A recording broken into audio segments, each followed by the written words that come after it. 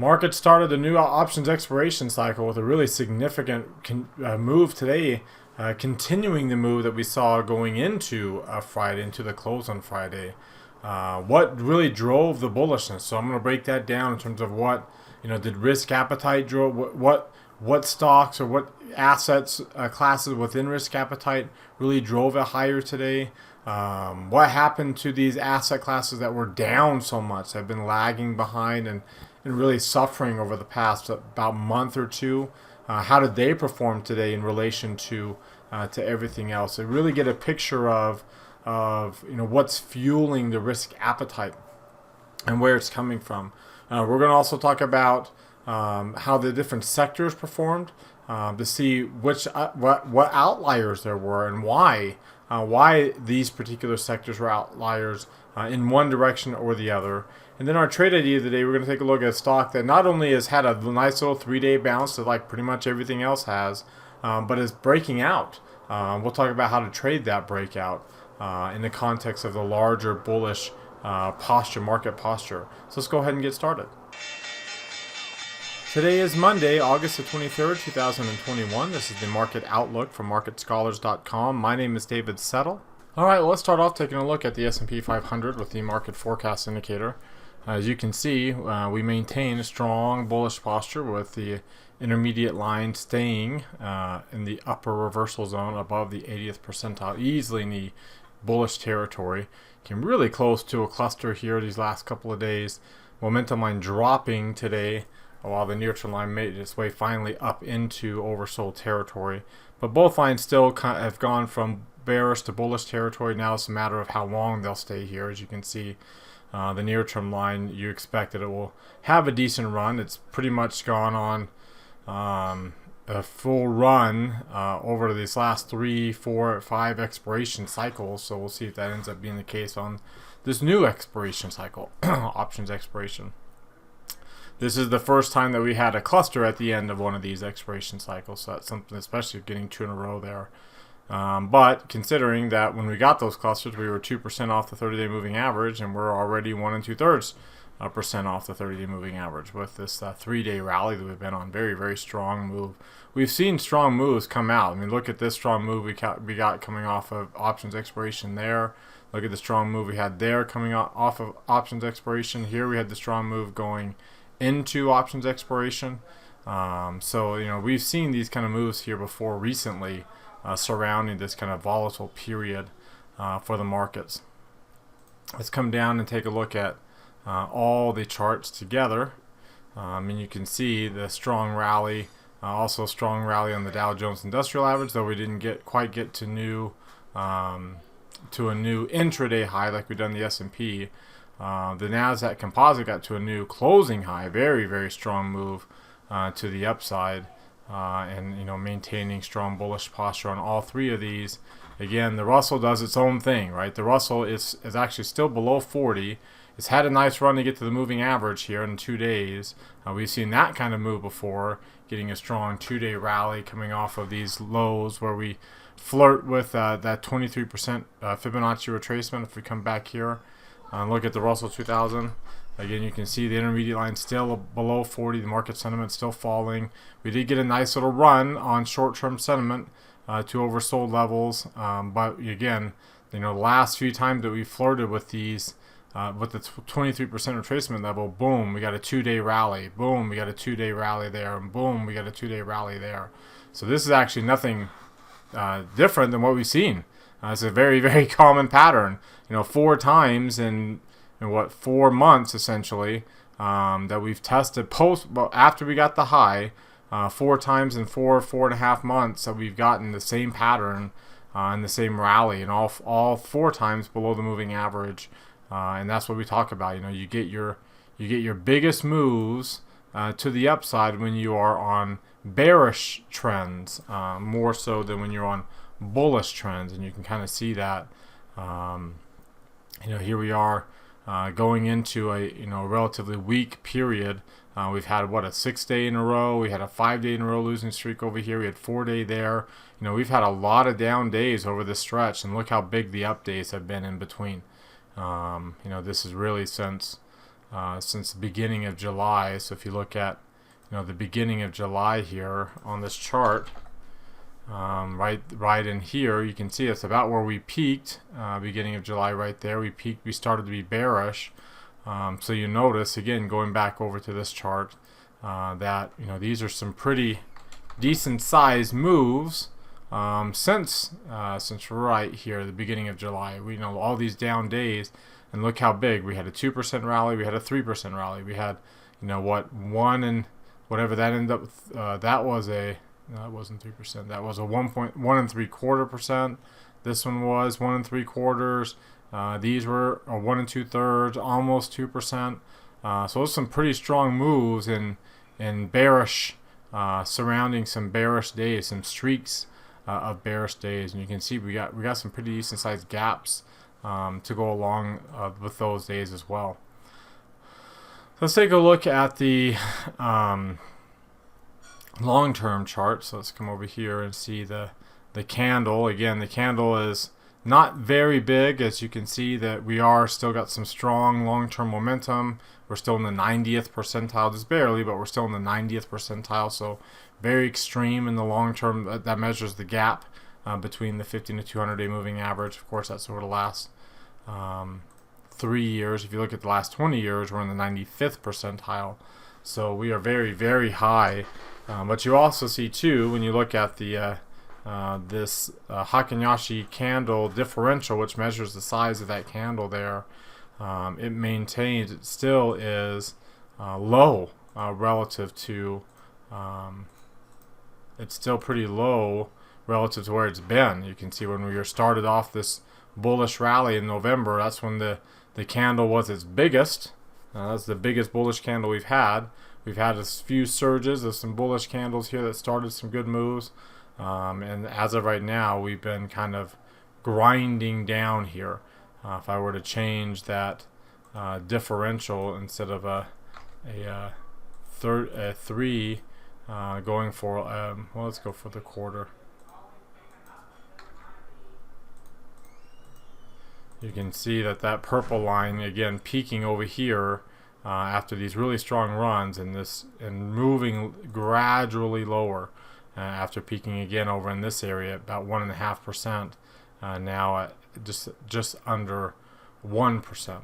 Right, so that's the S&P. The Russell 2000, of course, is a much different story. It's not in the 90th percentile. It's moving much lower, and its 13 period average, 13 week average for the size of its candles has now turned negative. So we've been negative enough. We've had enough bearish candles here that the average here has been bearish for the last few weeks, after getting really strongly bullish over here with some really big size candles, over 5% of the index there. Let's take a look at the 3 green arrow chart. As you can see here, not as bullish as we are, we still have only 1 green arrow on both the Nasdaq, the Dow, and the S&P 500. The Nasdaq got 3 green arrows. So here we are below average volume, mind you, but here we are back to a 3 green arrow signal on the Nasdaq 100. Of course, not the case in the Russell, but we did get 2 green arrows. So we are close to, and again, not a lot of volume to change the trend. If we take a look at the 2-line version of this chart here, again, you can see the S&P 500 broke above the 30 and the 8 and the 17 day yesterday. Very good on Friday. We talked about that and how bullish that was and how good of a sign that was. IWM, however, was below its 8-day moving average still, even after Friday's rally.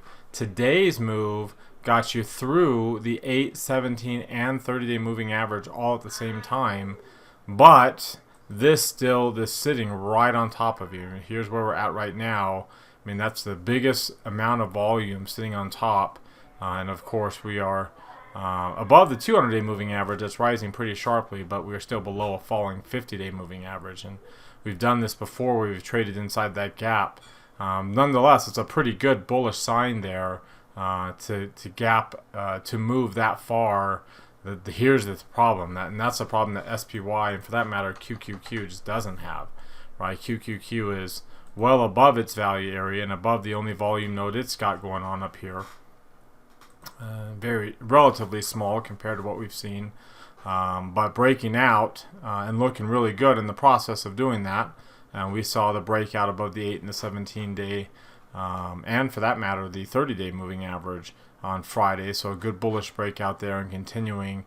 But that's not the case, right? I mean, that there still is a major level of volume resistance for IWM. In fact, if you look at like the Nasdaq here, I mean, relatively directional move. I mean, you're above 25, you're back below 25 on the negative. So we're not, we had a little bit of a negative run going here, but that's ended now. It has not ended on IW, but no, we don't have a bullish breakout yet, where the positive gets above 30, the negative gets below 20. Here, the positive has gotten above 20, so that's good. That's one half of this negative move ending, but you need the other half, which is the negative indicator drops back below 25. So we don't have that yet either. And if you look at like the Ichimoku trend cloud, obviously very bullish for SPY, and for the Nasdaq, remember the Nasdaq, its bullish trend ended. This sideways action we've had for multiple weeks ended the strong bullish trend that we're on. And we still don't have even a weak one starting yet. This is still it's leaning obviously towards bullish, but still not quite there. IWM is still below its Ichimoku cloud and only has now 1 day up above that blue line. So we'll see if it will. We don't have a bearish move going anymore, but we'll see if that holds or not. Looking at your RSI and your CCI, of course, good strong move back above 60, back above 100. You can also see that on the Qs, back about 200 on the Qs, but not on the Russell. See, the Russell's still below 50. It's not below 40 anymore, but still below 50. We're still below 0 on the CCI, so we're still not quite on the Russell. I mean, basically, we're just not as oversold as we were. We're not quite as bullish as we would like to be there. If you look at that gap, gapping through some resistance, has some opportunity to be a breakaway gap if we had some extra volume. We don't quite have that extra volume, so just kind of keep your eyes out for filling in that gap down towards support, especially when considering there's very little volume here. We have filled in this gap now from back last Tuesday with this move. That was something to keep an eye on too. IWM also had a sizable gap today, not breaking through any meaningful resistance there either, and also running up towards resistance, filling in that gap from last Tuesday too. So now the question is, when will we fill in today's gap? And because it's not, I wouldn't consider this a runaway gap. I wouldn't consider this a breakaway gap. You can see they were pretty sizable here. But not over, not over 1 standard deviation. This one was just a little bit underneath the 1 standard deviation mark, just a barely there. So not necessarily significant gaps that we'd say, oh, we're breaking way through some resistance. Looking at the volume and the trading range, which should be right here. The volume at 55 million, the trading range here at 4.79 points. So if we put those numbers in context, 4.79 is above the average, and 54 million would be just a little bit below the average. So, and remember that ATR is extremely low. So 4.79 would be above 1%. We're at 4.47. So we get those kind of size moves. That's not necessarily bullish moves. Like you expect bullish grinding moves with how low we are, not these big moves like we've seen. Because again, the VIX is relatively high, but it's not that high. We were above 20 going into Friday. We came back down by the close of Friday, and then with today's move, we're already back down to extreme lows on volatility, about 80%. That's And again, it doesn't look extreme because that was so extreme, but 80% is the extreme mark for how low volatility is. So the VIX 3M still remains really, really high. In fact, I saw a tweet out there that said the VIX 3M's correlation over the last three months, I believe, was about to turn positive with S&P 500, which is rare for volatility in the S&P to have a positive correlation, but that's that's what we see. That's the kind of move. Like VIX has been nice and has dropped, but VIX 3M is a different story, right? VIX 3M has stayed relatively bullish here. So and if you look at that, we've been looking at we talked about this about the VIX breaking its 200-day moving average, and the expectation is you're going to come right back down. Well, look what happened here today. We broke right below that 50-day moving average. If we stay down there, we are going to be bullish for probably another expiration cycle, kind of like this. When you get back down below that 50 and you just stay down, you just are bullish for that expiration cycle. Got above the 200, got below the 50, stayed down, flirted a little bit above it, but bullish for most of that expiration cycle. That's what you expect to see. So if we don't bounce off of this tomorrow and we stay down and make a run towards 15, which would be back to extreme lows in volatility, expect small ranges, very low volume, just grind to the upside, then expect that to last another week or two or three until we get some other catalyst that sparks a run. But in this case, the 200-day moving average is falling. Well, it's almost back below 20, and it's been a long time since it's below 20, and it doesn't have to be up here, right? When it was back over here pre-COVID, it was well below 50. The 200-day moving average had dropped below 15, so that's pretty significantly low volatility, and it had been below 15 throughout most of 2017. In fact, the 200-day moving average going into that first quarter of 2018 for volatility was below 11. So, this isn't necessarily low, but it would be a significant change for volatility that we haven't seen. Like, again, we haven't seen the 200-day moving average get above 20 since back in 2011. And you can see when it went below 20 over here, back over here in this area, we were just kind of trading around 15 to 20. Remember, we are kind of in that mode right now too, trading around 15 to 20 and getting below that. Makes it to where we'll get eventually back below 15 and really signal a very grinding, slow volatility environment. I mean, look how long we were below 15 and down here below 13 going into 2015 when volatility started to grind up again.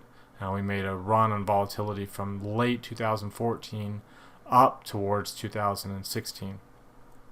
Right, so and then made a run back down again, and then we saw that the grind higher on volatility back up, and then especially with COVID, and now we're working our way. The trend of volatility is working its way back down with each jump above the 200 being sold off pretty sharply, and today following through with that, with breaking back below the 52 and giving us an opportunity to trade back towards 15 while staying below both those lines.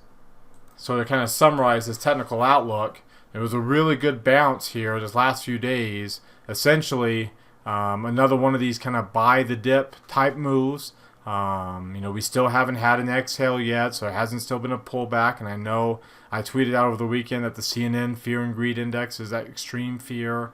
The reality is that it's a very low volatility, but we're back to a very low volatility environment, very low trading ranges, relatively speaking, very low volumes trading. So expect more of that while we just kind of grind higher for however long we'll grind higher. Remember, we've been on the intermediate run now for going on 10 months. At the beginning of at September, it will be a 10-month long intermediate rally, longer than what we've seen since the mid-90s, where we had a 12-month long intermediate rally there. And so that's continued to be the case now.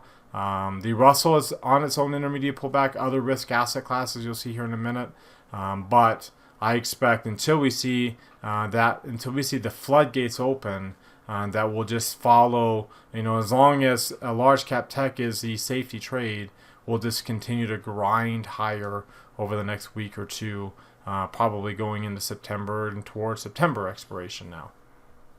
Alright, before we look at some other charts, I invite you to subscribe to our YouTube channel. Mouse over this icon here in the bottom right corner of your screen. Hit the red subscribe button that pops out.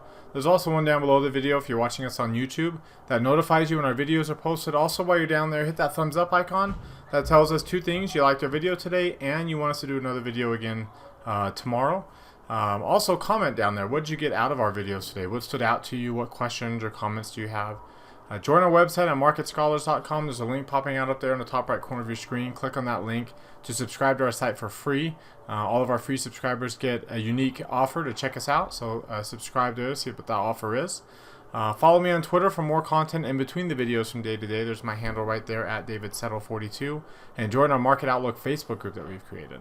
Alright, if you're watching here on our blog, check out some of these things over here on the right, including our live Market Outlook Live, where I review all the trades that we've done in prior Market Outlook videos. We put on today's trade already here. We do these at 3:30 Eastern Time before the market closes. Also, all of our trading rooms that we have coming up here. Come down to the bottom, click on this heart. It opens up a new tab. Hit that like button right there. We almost got to 100. We got to 98 on this last tweet. Click on this thumbs up icon, opens up another new tab, and hit that like button as well. Try to see if we can get to that to 300 would be nice. We can get to more people reaching, seeing that. Of course, you can just get to there here. It benefits us because more of our content will get seen by our followers with the more engagements it has. That's why we always ask. It also benefits you because Twitter and Facebook will promote content in your timelines from the accounts that you engage with the most. Alright, if we take a look at what's driving the market today, you can see since the beginning of July, since that July 1st time frame I told you about before, long-term bonds have been up, the Qs, which is the new safe haven trade, is up, real estate has been up, gold has been up, the dollar's been bullish. So we've had all these trades, and you can see what the risk trade has been. The risk trade has been emerging market stocks and small cap U.S. equities and commodity prices. Well, that was going into today. If we take a look at what just happened here today alone, so we'll come over here to just today, we had a big jump higher in the commodities. They stayed bullish all day. Small cap U.S. stocks and emerging market stocks. And QQQ joined the party, as well as gold did with the drop in the dollar. But it was basically things that haven't been working, that have been oversold, bounced up a lot today. We talk about that. We get the biggest bullish moves when you're below moving averages than you get when you're above these moving averages, and that's been the case here. That was the case here today. That was what we had our biggest runs in. Again, remember, if you look at what's been going, and especially if I change this to small cap stocks, you can see small cap stocks and the euro, which is the flip side of the dollar trade, crude oil prices, emerging market stocks, and all of these safe risk asset classes have all been really bullish. Silver and copper have all been really bearish, the 10-year note, and then bonds and gold have been relatively bullish, as well as QQQ, which is like I said, the new safe haven trade, and the dollar, which would be the flip side of this trade. Interestingly enough, Bitcoin has also had been correlated here in the last couple of weeks with the safety trade. Previously, it had been bearish along with all these other risk asset classes. So there's been some risk aversion across these different asset classes, just not necessarily in the equity, U.S. equities. Been in just about everything else. Look at that big move higher in the euro today, coming off of some strong support we've talked about before. Whether or not we were going to break down below that 23% line or not, well, we haven't, and we're back up again. We're still in oversold territory in the intermediate line. We've had a jump in short-term sentiment before that produced basically a sell signal, so I wouldn't get too worked up about this in terms of, okay, well, the dollar is back to being bearish again. So something to keep an eye on there. Crude oil prices, remember, it's also been very bearish. It's still below its 30-day moving average. You still got dark pink shading in a red line. You're still very oversold. We take a look at the 10-year note. You can also see, we have been bearish. We haven't gone through from bearish to bullish, which is what you like to see see that you are indeed changing the trend. But that's not the case. We've gone to neutral and then have stayed in the neutral. So it'll be interesting to see if this turns back into another bearish run like we see when you don't get that intermediate line going from one direction to the other. EEM, of course, big day today. That's been something that we've been talking about before, and if you take a look at like the different all the global markets that are out there, and let's come to let's see here, this would be the 12 grid for all the major markets. China being one of the more oversold areas, bouncing up. Japan bouncing up sharply today. Korea bouncing up today. Russia, Canada bouncing up sharply today. France, Brazil, not so much. But again, they've had the biggest losses. They're going to have the biggest jumps because they're coming off of some extreme oversold levels. That's the nature of how this works. If you take a look at the commodity basket, that's been something we've been looking for in terms of risk appetite. Again, look how sharply gasoline jumped, how sharply heating oil jumped from these extreme, from a cluster on heating oil, but from these extreme lows. We've still got pretty much bearish trends in everything except for natural gas and gold and oats, with everything at wheat here too, with everything else still showing oversold levels despite their little bounces or their drops that they had there. If we take a look at how the dollar is doing against all these, against all these different asset classes. Remember all of these, not just the euro, but all of them have been bearish. The Australian dollar has been bearish against the Japanese yen. Well, if we take a look at that chart, let's see, it'd be this one, I believe. You can see that again, the dollar's the zero line is still the most bullish. The Japanese yen is still here. The Swiss franc is still the the third largest. So you still got your three safe haven areas where your three biggest the biggest winners here lately over the last 3 months, which is a safe haven trade. If I just take a look at here today alone.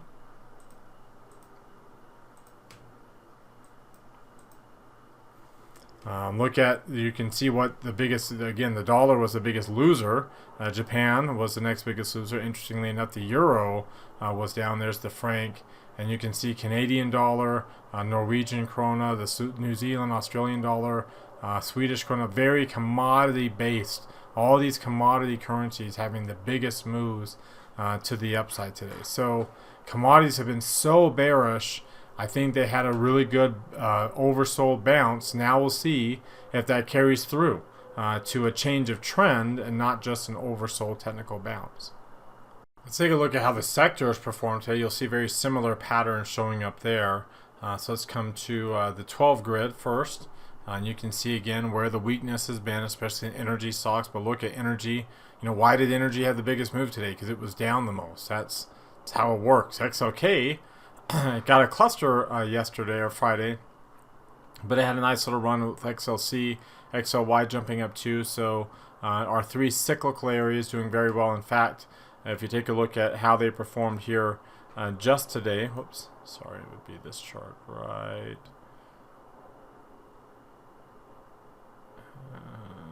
here, and then let's come down to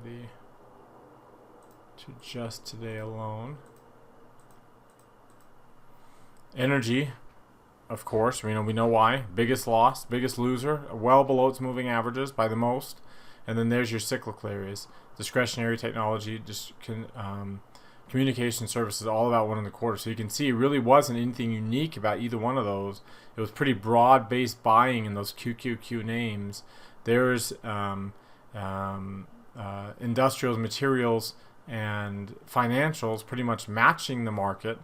Just with a little bit below 1%, and there's your safety trades, including utility.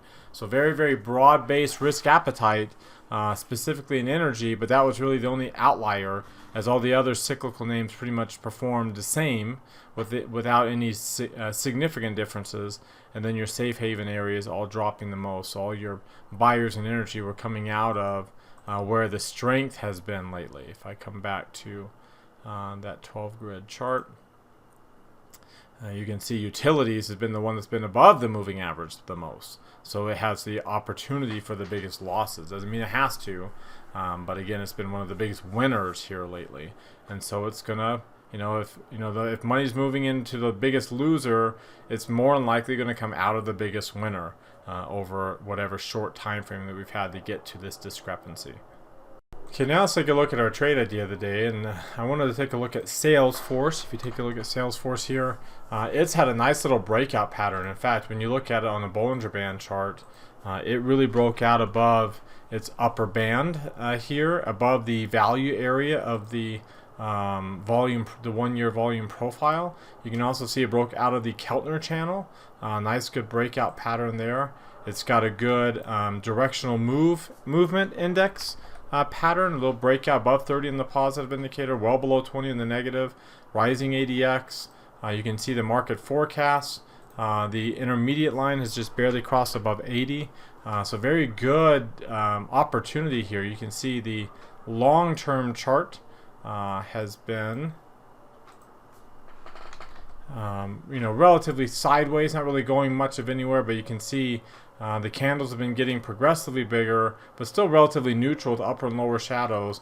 Well, here's a pretty decent sized candle with a breakout in the rising ADX. We have an opportunity for a pretty decent move for CRM going forward from here. And you can also see too, like on its RSI and its CCI up above 60, easily above 60 on the RSI. We were above 200 earlier on the CCI. Very, very strong trending moves. The Ichimoku trend cloud, you can see you had been noisy, so noisy that this may be the breakout where we're not, right, where we get and finally make a trending type move here as well. And we're just at the very beginnings. We have a weak bullish trend right now, being above 50 and above 1. So with that said, again, wondering, again, with as mature of a bullish run that we have, then we'll take a look at the September options and come down here and do a bull put spread, especially with earnings coming up. We have earnings coming up here this week. We'll take a look at doing a bull put spread. We'll sell the 250, buy the 247 and a half. I believe we got filled in at 70 cents here earlier today for that level. This is the trade. Let's see, it looks like it's not in there, so we analyze that trade. Position size normally, because the reason why we position size normally is when you set the slice of the break even. Let's take a look at the charts of where it's at. Here, give me 1 second. Here in the 4-week range, you can see here that break even is back below the point of control in the last 4 weeks, back below the midpoint, and it would pretty much have to nullify this breakout that we've just had and reverse it back down to the downside. And if it happens, it happens, and we'll take a small loss on this. But if it doesn't, then we're going to let this thing go into September expiration and see if we can get a good bullish trade out of it. Alright, you've heard from me. Now I want to hear from you. Use that link popping out in the top right corner of your screen. That takes you to our Market Outlook forums. Open up any new thread there with any questions or comments you have. Reply to anybody else's thread. Let's keep this conversation going in between videos. As always, thank you very much for watching. Remember to subscribe to our YouTube channel. It's also to our website at marketscholars.com. Click that like button, that thumbs up icon. Like us on Facebook and Twitter as well. Comment on the video. Have a great rest of your Monday night, everybody, and we'll see you all next time.